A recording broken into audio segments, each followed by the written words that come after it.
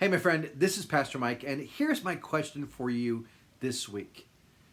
If anxiety was not part of your life, what becomes possible? Let me ask it again. If anxiety was not part of your life, what becomes possible for you? And you push back and you say, Pastor Mike, anxiety will always be part of my life. And then I would say, well, hold on a second. Does it have to be? Are you just allowing yourself to live and settling in with a life that has anxiety within it that creates more stress in your body and affects your quality of life? Are you just settling for that? But what if anxiety was not part of your life? Just imagine for a moment. What if you can remove anxiety from your life? What would your life be filled with? More peace, joy, patience, grace, trust, faith, connection with God and other people, love? Is that what your life would be filled with if anxiety was not there? And what if that's possible? What if we can lean into a life that's more full of peace and joy and grace and hope and faith and connection to God and other people, that's free from anxiety? Do you think God really wants you to live with anxiety? I don't think so. Why would Jesus teach, do not worry, trust me? Jesus says, do not worry. And he goes on to talk about how other people worry about this and that and the other things. Instead, we trust God for our livelihood, our lives in particular. And then I pick up the wisdom from Ecclesiastes, chapter 11, verse 10.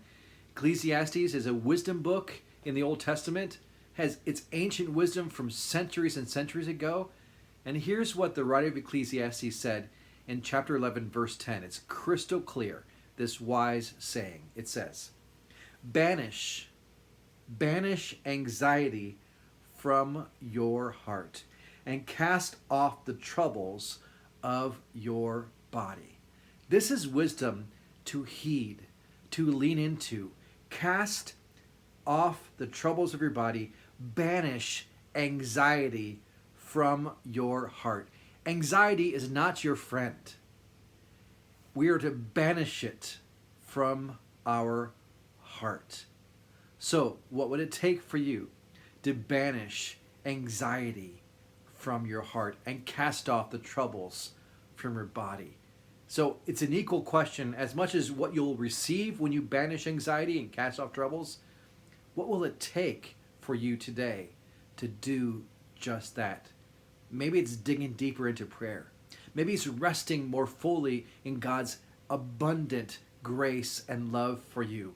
Maybe it's trusting in the Good Shepherd who leads you through life, through difficulty, for good days and bad days, and leads us, as Psalm 23 says, leads us beside still waters and restores our soul.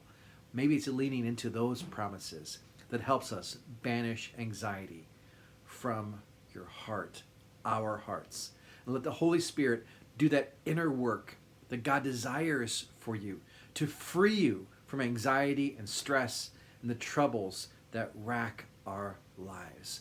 Give your life, your troubles, your anxiety over to the one who loves you fully and completely.